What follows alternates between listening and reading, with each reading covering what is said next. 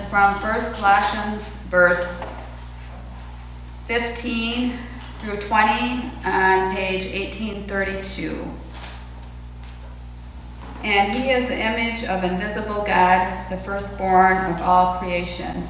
For him by all things were created, both in the heavens and on earth, visible and invisible, whether thrones or dominions or rulers or authorities.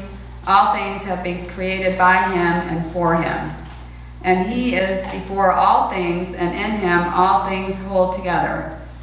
He is also a head of the body, the church, and he is the beginning, the firstborn from the dead, so that he himself might come to have first place in everything. For it was the Father's good pleasure for all the fullness to dwell in him, and through him to reconcile all things to himself, having made peace through the blood of his cross. Through him, I say, whether things on earth or things in heaven. This is the word of the Lord. Thanks be to God. Genesis 1:26 and 27. Then God said, "Let us make humans in our image, according to our likeness, and let them have dominion over the fish of the sea, and over the birds of the air, and over the cattle, and over all the wild animals of the earth, and over every creeping thing that creeps upon the earth." So God created humans in God's image. In the image of God, God created them. Male and female, God created them. This is the word of the Lord. Thanks be to God. I'm grateful for the invitation to be with you during this Lenten service. I was told that during Lent you're focusing on racism. And I was invited to think about how racism devalues human beings to the point of disposability. Thank you for that challenge. So first of all, let me say this. Who am I to speak to this? I entered this sermon and subject with trepidation because I know so very little from an experiential point of view about racism. And so while I will certainly be using some of my own words this morning, I'll also be borrowing from Black authors, activists, and other folks who can speak into today's subject more profoundly than I can. Jamar Tisby, in his book, How to Fight Racism, offers a way into our subject with this historic event. Heavy rains drenched Memphis on February 1, 1968. But rain or shine, the garbage trucks had to roll. Two sanitation workers, Echo Cole and Robert Walker, took shelter in the back of an old garbage truck to wait out the worst of the downpour. But the truck was long overdue for repair or retirement. A wiring malfunction caused the hydraulic compressor in the back of the truck to engage. Cole and Walker could not get free of the truck in time. The compressor crushed them to death. In the wake of that disaster, Black sanitation workers went on strike. For years, they had been petitioning the city's leaders for better working conditions, safer equipment, higher pay. Now, with the death of their two comrades, a major movement began. One that eventually brought Martin Luther King Jr. to Memphis for his last campaign. Throughout the strike, the sanitation workers used a simple phrase to communicate their core motivation. I am a man. In various phrases of the Black freedom struggle in the United States, activists have grounded their push for equal rights with assertions of their basic humanity. Phrases like, "I am a man," express their insistence that they be treated as fully human, the same as white people. Jesse Jackson helped popularize the phrase, "I am somebody," by reciting a poem by the same name on Sesame Street in 1971. It soon became a catchphrase for civil rights activism, just as Black Lives Matter has today. These phrases were and are used to evoke a sense of equality. They're grounded in a claim to a shared human dignity and worth. In theological terms, they express the concept of the Imago Dei, or the image of God. Genesis 1 says God created humankind in God's own image and likeness, which means, says Tisby, that as God's image bearers, all people have innate dignity and worth. God's fingerprints rest upon every single person without restriction.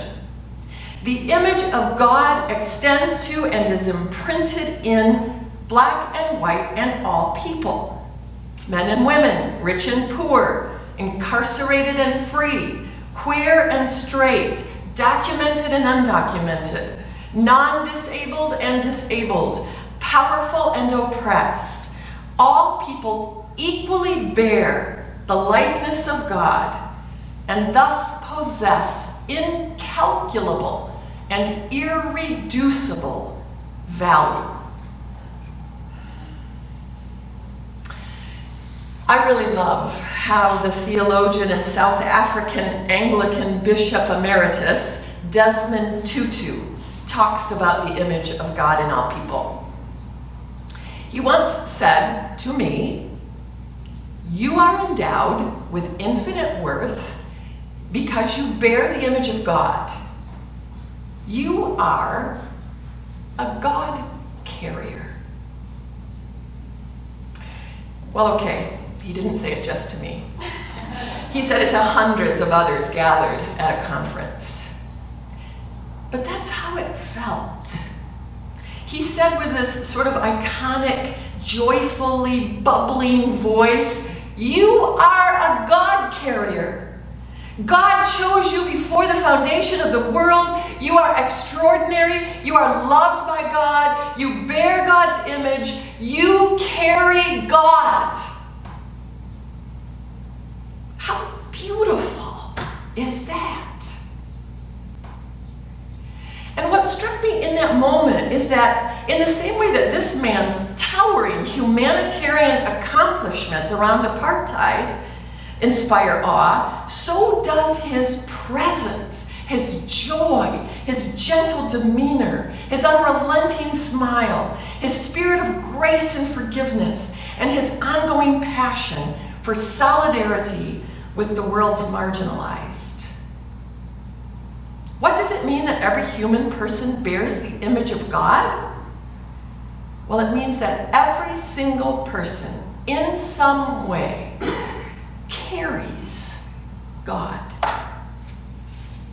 You are a God carrier. Every one of us is. I can't help but wonder what this world would look like if we believed that. Would we press our knee down on the neck of another human and extinguish his breath if we believed he was a God carrier? Would we so easily dismiss and devalue others who seem radically different from us if we imagined that they too, in some way, carry God in them? Here's another question to consider. What does it look like to carry God? You know, we have a perfect answer to that question. Literally perfect. It looks like Jesus. Paul says that in Jesus dwells all the fullness of God. Jesus is what the living, breathing will of God looks like. It looks like compassion for the poor and marginalized. It looks like solidarity with those who suffer. Breaking bread with outcasts.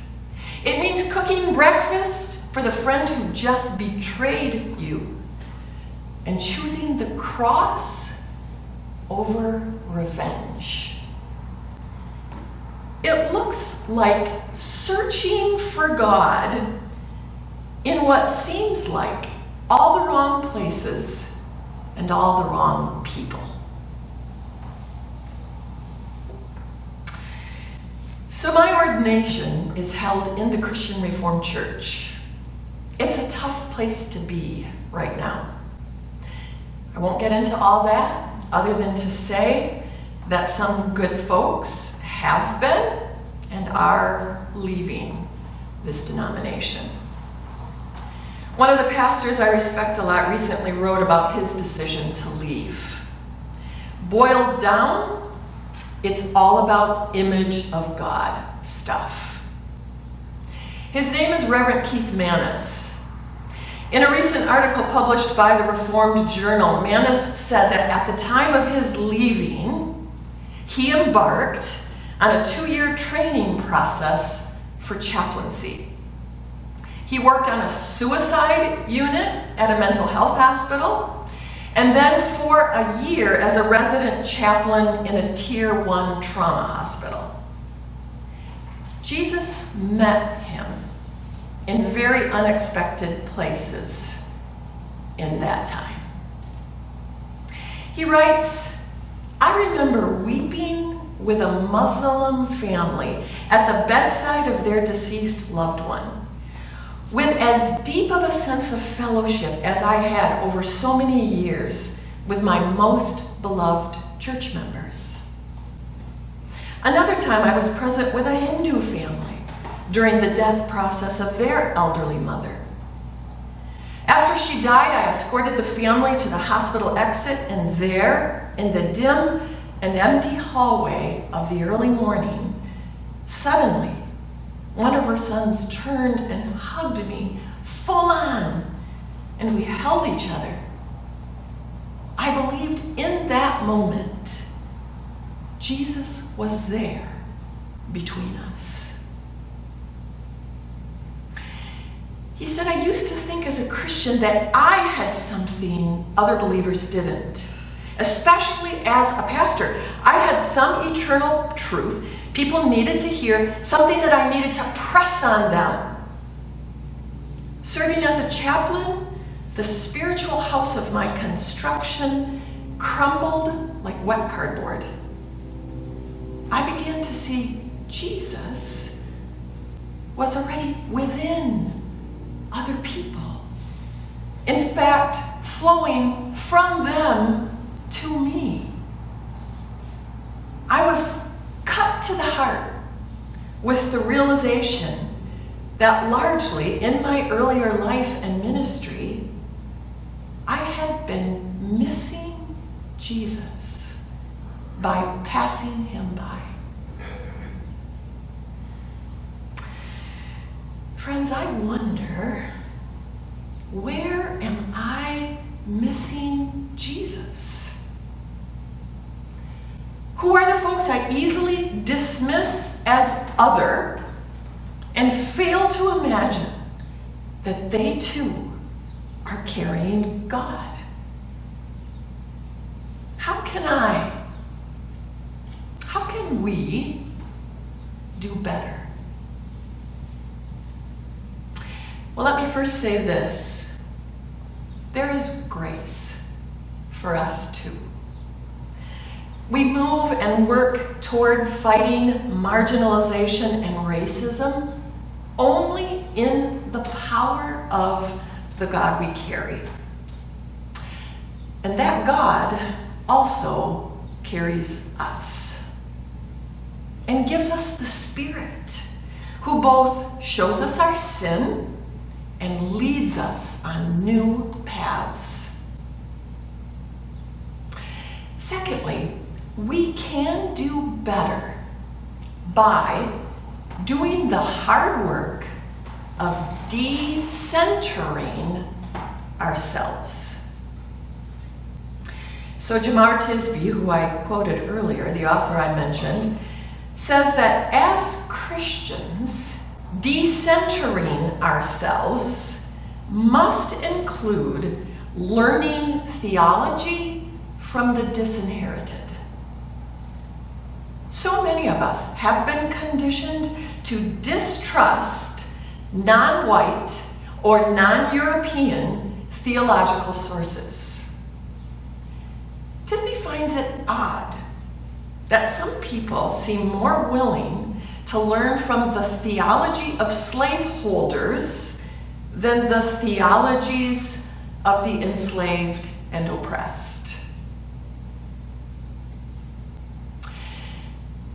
Decentering ourselves also means doing the good hard work of convincing ourselves that as white folks, we actually are not the center of the universe, not the point of everything, not the standard or the norm by which everything and everyone else must be compared. I read a poem written by a Jamaican-American woman named Jody Geddes, who is a community organizer. In the poem, she reflects on an experience of flying with an entire plane full of Black African folks to a workshop that they were all traveling to together within Ghana. Here's just part of her poem called "The Point, the Center, the Norm." It feels good to be here on this plane filled with Black people of all shades, hair textures and styles. People speaking different languages, filling economy, business, first class, families and couples and kids, laughing and working and reading and sleeping, being the point, the center, the norm. My heart swells with joy because it is not often that I am the point, the center, the norm. If you're white in America, in much of the world, really, you're used to being the point, the center, the norm. What was it like growing up being the point, the center, the norm? To not be the only one on your street or in your class. To not have teachers equate your skin color with lack of intelligence. To not have rules that won't allow you to wear your hair the way it naturally grows out of your head. I see now the threat of having the point, the center, the norm challenged. It's a powerful position to be in. It's comfortable, it's safe, it's privileged. For a little while, I get to breathe free and to be the point, the center, the norm.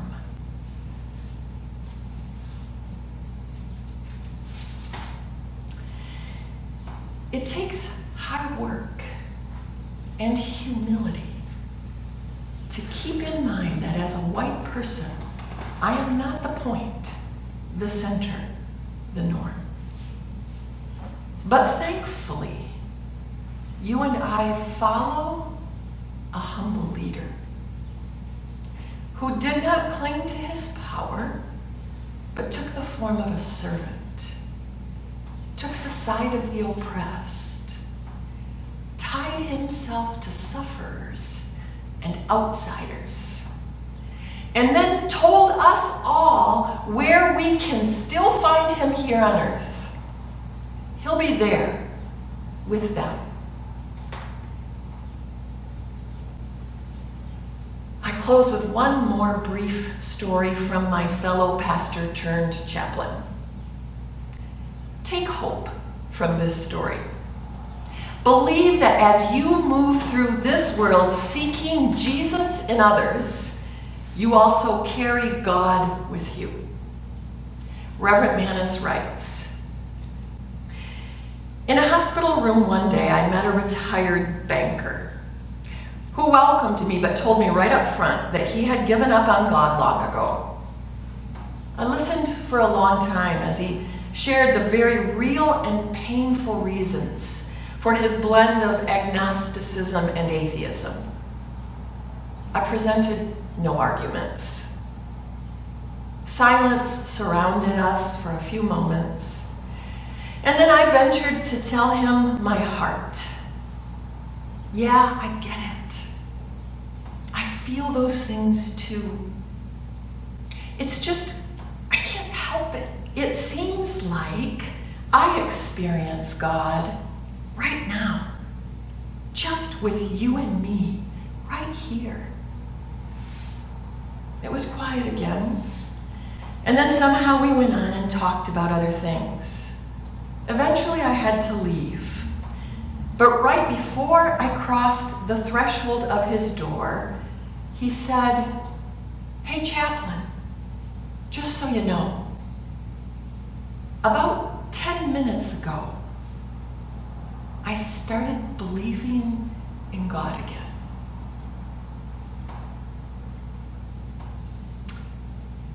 Friends, God chose you before the foundation of the world. You are extraordinary. You are loved by God. You are endowed with infinite worth because you bear the image of God. You are a God carrier. Thanks be to God. Amen. Amen. Amen.